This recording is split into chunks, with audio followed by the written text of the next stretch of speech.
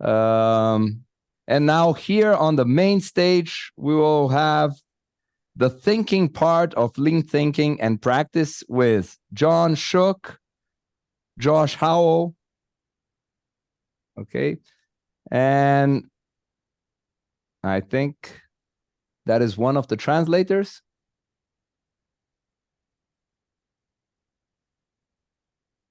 Okay. Okay, so Josh, I will leave you with this session with John. John. Okay. Nice seeing you here at the event. Thank you, Christopher. Thanks for all the work you've done these last 12 and a half hours. Hey, everybody, my name is Josh Howell with the Lean Enterprise Institute. I'm here to quickly and briefly introduce our speaker for the next half an hour, probably someone who needs no introduction, but John Shook, and a colleague of ours noted that I think John has come up with the most John Shook session imaginable.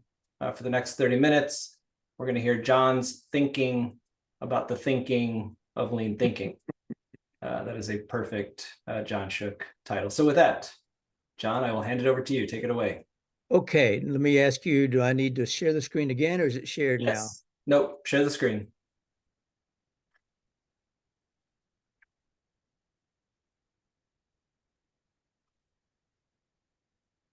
Perfect, and it's in presentation mode. You're all set. Okay, well, thanks, Josh. Thanks, Christopher. Here we are over halfway through the 24 hours of free content. It's exciting for me to be here again as part of this. I think it's just a fantastic thing. Again, it's free. It's people work very hard on this. And I have to say, this is my 40th year of being involved in Lean. I joined Toyota in Toyota City exactly 40 years ago. And really, there's been nothing that's been more pleasurable all this time than being involved in the Lean Global Network and working with Lean thinkers in 30 countries. And here's a bunch of us when we were thinking of cooking up this idea to do this just a couple of years ago. And here we are, the third annual. I'd like to start talking about Lean sometimes with this, because this is not a pipe, and the words we use to describe Lean are not Lean. Lean is something that's real, not words. But as Josh introduced, I wanted to, this is an exploratory session, okay? The 24 hours, a lot of practical sessions, a lot of sharing of real case studies. This one is kind of more conceptual and exploratory, is new. I wanted to explore the idea of what is the thinking of lean thinking. The authors of the book, After a Machine That Changed the World, titled their book Lean Thinking. And we all talk a lot about practice, about the practices, how to practice the practices. We don't necessarily talk as much about the thinking as we could. In recent years, we talk a lot about the social side or the management side of Lean, but still, do we really talk about the thinking? So here's the definition that I use nowadays, kind of synthesized from these books and 40 years worth of experience. I think Lean is everyone solving problems and continually improving their work to flow value to customers with minimum waste. So that's the definition I'm using today, and maybe it'll be different next year. So to dive right into this thing of what's thinking, some of you may have heard this before, but one individual, at least the first person I heard use this phrase with this definition was a Mr. Mino Ura at Toyota. And he said, we should call it TPS is fine, but instead of Toyota Production System, think in terms of a thinking production system. What does that mean? He said, if some problem occurs in one-piece flow manufacturing, then the whole production line stops.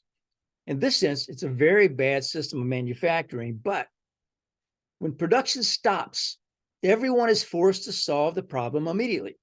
So team members have to think, and through thinking, team members grow and become better team members and better people. Now, that's just a phenomenal statement, I think. I absolutely love it. And it indicates there is some deeper thinking going on into this thing that we call either Toyota Production System or we call lean thinking. So let's just think about that together over the time that we have, the next 25 minutes or so. What is a way of thinking? What does that mean?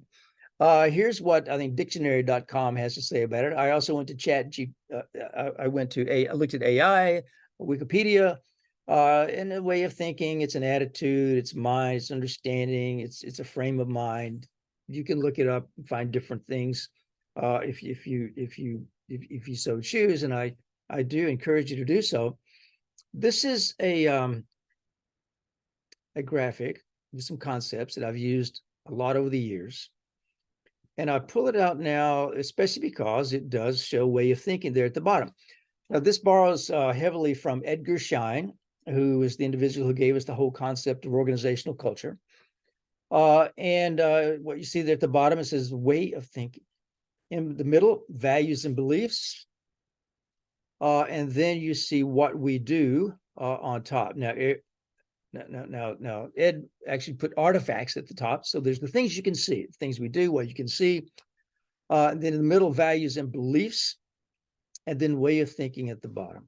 So to change, where do you start? Well, that's a whole conversation we can have, but not for today.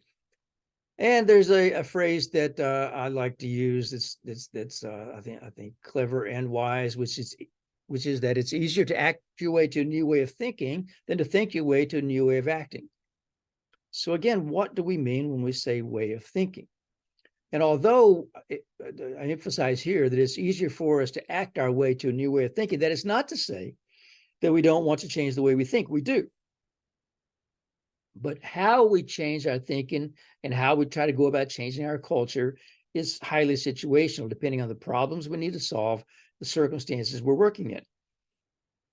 So here's a quick list of some essential lean thinking. Value versus waste, we all know that. We want to make value flow and eliminate waste. We have respect for people. Everyone loves that. Continuous improvement, we all know that. That's in many ways where we started. And then the notion that this is both social and technical. It's a socio-technical system. And as we just heard from Mr. Minoura, we can think of it as a thinking production system. We want everyone in the system thinking.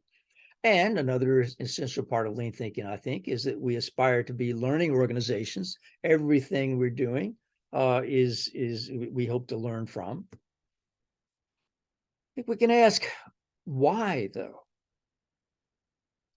Okay, we like the idea of respect for people. Why? We like the idea of being a learning organization. Why? Well, learning organizations should perform better, more consistently over time. Okay, is that the only reason that we value that? In the same way we ask 5 whys about why a machine broke down, I think we can also ask why to questions like this over and over. What purpose is being served? Not what problem is being solved, what purpose is being served by thinking of flowing value as essential lean thinking. Who would even care? And so what? So here's some things that are not lean thinking. These things, sub-optimization absolutely is anti-lean thinking. Exploitation of any kind is not lean thinking, is anti-lean thinking. Merely implementing standards, which is what we may see a lot when we look at lean around the world, that's not lean thinking. Pursuing near-term results or having an orientation of just near-term results is not lean thinking. Narrow cost cutting, obviously not. And just implementing established solutions is not. Some things that are lean thinking include total system effectiveness. It always begins from need. We seek, and this is important, we seek a healthy total ecosystem of customer, community, including the environment, and the company. And the company comprised of employees, managers, owners. Lean thinking is empirical, faces reality, it honestly, and it encompasses, we use our whole brain, not just the right side or left side. It is scientific and humanistic and artistic. It means we think together, collective thinking. We like to think together. PDCA is kind of the engine that makes all of this work.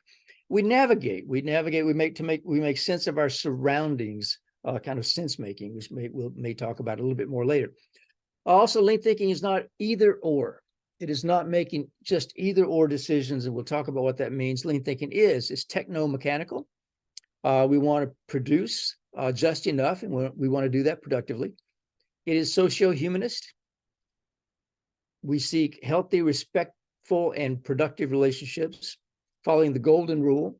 Turns out all societies, or almost all societies that we've ever known of, have something like the golden rule, which means do unto others as you would have them do unto you.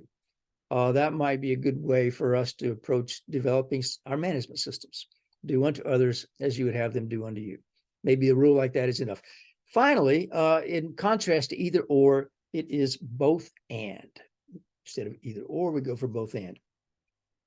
Now, either or has a long, rich history in Western culture. Soren Kierkegaard wrote the book Either Or a couple hundred years ago. I forget exactly when, where he was talking about making choices. But it mainly means seeing situations in black and white. There's one right solution versus wrong solutions. There's no gray. There's no allowance for uncertainty. Yet we know that the world is full of uncertainty. So an either or mindset can get us in a lot of trouble as we face the world. This was 30 years ago, as lean was getting to be well known. This was a kind of well-known almost joke that a customer wants something with high quality. You want to have it delivered on time. You want it low cost. Pick two. You can't have all three. Just pick two. We offer three kinds of services: good, cheap, and fast. But you can only have two. You can choose which two. Here's another two that you might want to choose. You know, your sanity, happy kids, or a clean house. Which two do you want? All three is very difficult. But seriously, lean thinking is going to disallow the notion that there's only one we have to choose. We're going to go after both and. There's a book that I can steer you to take a look at that goes into this into some detail. It's called Extreme Toyota. It's not such a well-known book in the lean community, written by some Japanese academics. So it's written from a little bit of an academic perspective. And they define Toyota's thinking as one that's marked by managing contradictions. So not by choosing, but by challenging something better. So the six that they choose to emphasize are, for example, moving gradually, but also taking big steps, and operating efficiently, but also redundantly. So you find radical contradictions that drive the company's success. I think it's very interesting. And if you read it, you'll find some insights into the way Toyota thinks. So let's go through some examples of essential lean thinking. Taiichi Ohno said, if you're going to do TPS, you must do it all the way. You also need to change the way you think. That word think comes up again.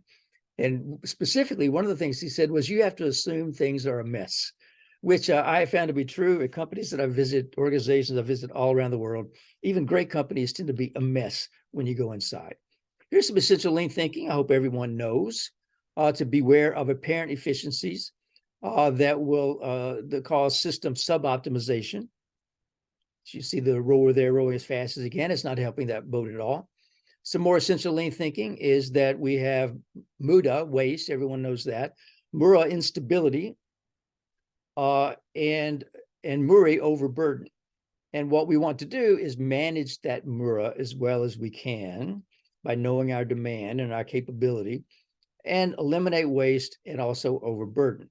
So but reality is full of mura. It's full of fluctuation, unevenness, instability. But how can we be a little more stable and smooth? Some more, I think this is essential lean thinking, to recognize that cost can be systematically and consistently reduced by changing the system of work. So instead of cost plus thinking, price minus thinking. A radically different way of thinking from traditional. Here's something that some people might find as a mere little technical trick.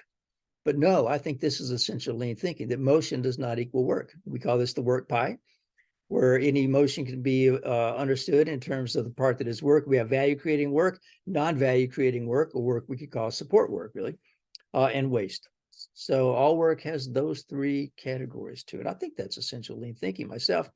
More people would agree that this is essential lean thinking, that we want to, that lean leaders try to do two things. And we need to get the work done and develop capability at the same time, not just one of those things. not just one of those things, but both. Develop capability of doing the work and solving problems. So the manager as coach to develop people, and a manager developing capability through doing the work and solving problems. Now that's a very appealing idea, I think, and some people like that. But I can tell you that in my 5 years in Toyota City, almost never was I given a solution of any sort. But I was not just free to do what I wanted. It's one of those contradictions, the paradox. I wasn't given a solution, but I wasn't free to do what I wanted. I wasn't given any answers. I wasn't told really exactly what to do. What happened was I was given clear responsibility to propose solutions to problems that I owned. So you have an either or over here of giving solutions, of giving orders, telling what to do versus allowing people to just kind of go off on their own. It was neither of those. It was those two things coming together and going off somewhere else. It was a third way instead of just looking at it either or and choosing one of those. So not giving solutions, okay, that sounds good, but not just a free for all. So you can get that direction, you can get the teamwork required to accomplish great things, to climb high mountains. Responsibility with ownership to propose. So if we think, if that idea maybe sounds appealing, it may also sound radically different than what we usually encounter. So what implications would this have? What enablers would we need to have in an organization for that to work? Well, this essential thinking or mindset, consider these two mindsets and how they would impact everything. An implementation of solutions, again, remember, we're not giving people solutions, or exploration of questions. How might that impact everything in an organization? It reminds me of the wisdom of asking questions. And one example coming from Claude Lévi-Strauss, the French anthropologist, that the scientific mind does not so much provide the right answers as ask the right questions, the power of questions, which I think leads directly into thinking about how we think about bringing about change or lean transformation. Any enterprise transformation is a process of an organization shifting its business model to a desired future state, I think. But a lean transformation requires learning a new way of thinking and acting, characterized not by implementing a series of steps or solutions, but addressing key questions of purpose, process, and people, and addressing those questions with lean thinking. Some of the things we've already talked about as quick examples. So we can think of transformation as a process of endlessly addressing a set of fundamental questions. What's our purpose? What's our value to create? What problem are we here to solve? How do we design, do, and improve the work? How do we identify and develop capabilities that we need? What management system and leader behaviors are required to support the new way of working? And what basic thinking, what mindset, what assumptions underlie the transformation? You'll see over in the corner there, some of you may have seen earlier, I think there was a presentation from Lynn Kelly, who I had the pleasure, the honor of assisting her in writing the book about change questions. And so that you can see these are the same questions here that she discussed earlier and that are in the book, Change Questions. Now, the way they are used with the lean transformation framework has some differences, but this is going to lead us to think about, to determine what to do and why, so we understand why. So this is those questions kind of turned into the domains of inquiry, these 5 domains of inquiry around purpose, work, capability development, people development, management system and behaviors, and fundamental thinking and mindsets. And then we turned all those into questions. Now that's critical for us to think about and learn the thinking that underlies this way of working. We start with questions, a basic question to be addressed. They're those 5 domains we just looked at. We address those with some fundamental thinking. The thinking that underlies your answers, which represent what you want to achieve and will guide your decisions. What is the basic thinking that informs each of those, how you answer the questions? And that will then lead us to situational action, the specific actions that we will take to actualize the thinking, to solve the problem, to answer the question. And I suggest that this logical flow is critical to avoid the copycat, the hammer looking for a nail, or check the box syndrome, which I think is the most prevalent failure mode for lean transformations that we've seen around the world, or the failure mode that is addressable.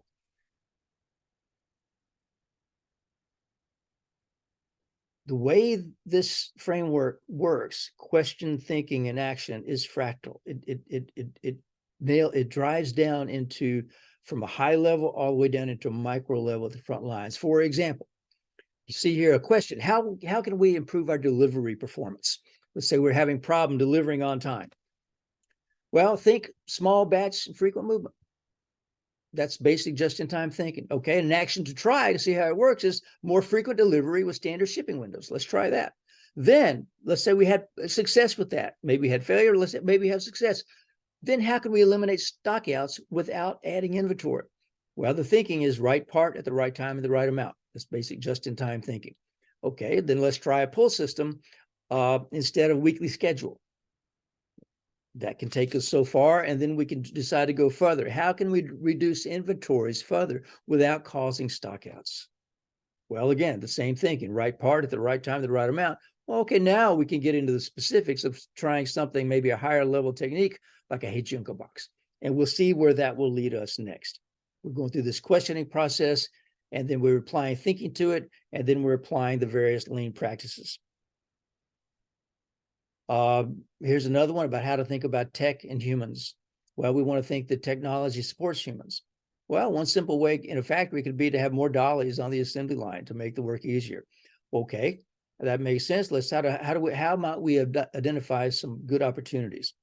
Well, we'll look for the intersection between the need, which is removing struggle for someone's work, and the cost. And okay, let's try it on a new line we have planned for factory X. And then we have to decide to apply it on specifically which jobs, which we would decide based on safety and quality cost. And now we apply it, for example, on line 2, job number 11. We can connect micro level decisions, which is putting a dolly on line 2, job number 11, all the way up to some fundamental thinking of how we think about what the role of technology versus the role of humans. This is important. So this is essential lean thinking, which also tells us to avoid jumping to conclusions. I think this is kind of well known now that we don't want to jump to conclusions, and that's very important. But lean thinking also tells us to take action. It compels us to take action with no analysis paralysis. So these things are often working in conflict. We're not going to accept the conflict and just compromise. We're going to find ways to move forward. And here's one way that we do this with an important piece of again, you got a lean, it's a lean technique with fundamental lean thinking, a process for innovation called set-based innovation or set-based product development. Conventional development will choose one solution and then try it out of a bunch of specifications to come up with some concepts. You pick one and you do the design, and then you find that it failed, and you repeat the entire thing over and over till you get it right, and then repeat the thing all over again when we get to designing and putting in place the manufacturing system. Set-based instead comes up with a target range of specifications and multiple alternatives, not just one, not even just two. Hopefully you have multiple alternatives that will have some basic concepts, and will evaluate to come up with various alternatives, will converge then to get the specifications that will fit the product, the need for the customer. And then we'll, at the end of it all, we'll have something that we know will work, having evaluated multiple alternatives, not just lining on one solution, not accepting either or thinking. And essentially, this is a structured learning process. And it is something that Al Ward in Durward Sobek described in great detail in the book Lean Product and Process Development. It's a concept that Al Ward came up with in the MIT Artificial Intelligence Labs 30 years ago. But really, it's a process to avoid locking in on any one solution for any decision. That makes it so powerful. So what are some other ways that we can try, that we can do things to teach ourselves to not be either or thinkers, to be both and thinkers, to search for the third way? The problem of leadership is well known, and everyone is discarded the idea of being a dictator, saying do it my way. That doesn't work in today's VUCA, rapidly changing world. This is what is well known or well stated. So instead, you might have a do it your way, what I call 1970s empowerment style. Well, that leads to lack of alignment and lack of direction and lack of focus. That doesn't work so well either. So in Lean World, we instead have a third way, It's not just seeing those two as contradictions and meeting somewhere in the middle as a compromise. It's something different. Follow me and they'll figure this out together. So if you see these two as contrasting, contradicting models, do it my way, do it your way, what is an alternative? I'm going to suggest that really no one has proposed much since 50 years ago when Douglas McGregor proposed the theory X and theory Y. You see the people in the middle, those little stick figures. One is in the shape of an X. The other is Y. That's someone who likes yes. The other one is someone who likes no. And basically, command and control, or theory X, is soundly condemned. But the only alternative that's been proposed, I think, is the one that McGregor proposed 60 years ago. I think people come up with, servant leadership and all these other things. They're really just kind of taking that a little further. They're not really offering something new, something different. And I think, therefore, not solving the problem of leadership. So if you want to refuse this, not allow this either or contradiction in the room, what could be a third way? Well, this is the third way of follow me and we'll figure this out together. Or we, as we also say in Lean World, lead as if you have no power. A leader does have power. CEO has power. We're going to try to lead as if we do not. So this can enable desired direction and individual ownership, things that are seen as mutually exclusive most of the time. That leads directly to a tool that I would invite you to research about, developed by David Snowden, who refers to it as a tool to make sense of complexity. And he uses triads, sense-making triads. Whenever we put dichotomies along a continuum, we either choose one or the other, or we compromise somewhere in the middle. If we can think of a third way, that can lead us to new innovative solutions. And using the triads that he's developed, and you can go to the website here, his website, you can learn about how to use these. I've been doing it now for a couple of years. It's a lot of fun. It's kind of an art involved, and I find them very useful. So here's one, for example. Changes in my work over the past year were determined mainly by me or by my boss of the organization, or emerged naturally from the situation. I can put those in a triad, and I can look back at what happened over the last year, and I'm going to end up lining somewhere in the middle. It might be closer to by me, by my boss, by my organization, but it's not just one or the other. Thinking of that leadership conundrum that we were just talking about as well. Follow me and we go together versus do as I say versus do as you want. Probably even the best of us, even the best Toyota leader, sometimes tells people what to do. It's okay. There are places where you do that. Sometimes he says, whatever, you just do what you want. But where do we lie then? Not just on a continuum, finding a place that we want to land that gives us the best place to come up with something innovative. So people in process, social and technical, we all work in social and technical systems. And unfortunately, what we find is we have social workers in the organizations, we have technicians. There's a big divide between the two. We want to be both and thinkers, not just one or the other. So lean thinking is not implementing established either or solutions. It is not just technomechanics, but those technomechanical pieces are really important as well. But it's not just those. They're necessary but not sufficient. It's not just socio-humanist. That also is necessary but not sufficient. Lean thinking is refusing to accept easy compromise, always challenging to find a third path forward, a both and way forward.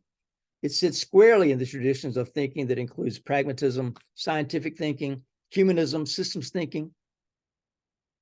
This is something that, this cartoon is something that actually 30 years ago when I was at the University of Michigan with Mike Rother and Jeff Leiker, Mike came up with this cartoon that he got a cartoonist to draw. And the way I used it was a little differently, I think, than the way he did. But even then, we recognized that there were techniques, tools. Under that is a system that we need. And next, we need the thinking. Now, here it is 30 years later. We need the thinking, which we can learn through doing. So this is the final little summary of lean thinking. The principle of just enough, always questioning and exploring, never accepting either or, pursue both and opportunities through challenging to find a third way. We're not just an optimist seeing a glass as half full, not just a pessimist seeing it as half empty. We're asking, why is the situation as it is? And what can we do that would take us in a different direction that would enable us to come up with an innovative and lean solution? So with that, I think my time is up. I think Christopher is probably going to come stop me here in any minute. But for further study, here's some things I'll give you as well. And I would invite anyone to study this, to think about this, to think about the thinking that they carry with themselves all day, every day, and how we can try to make lean thinking be the way that we work together. Thank you.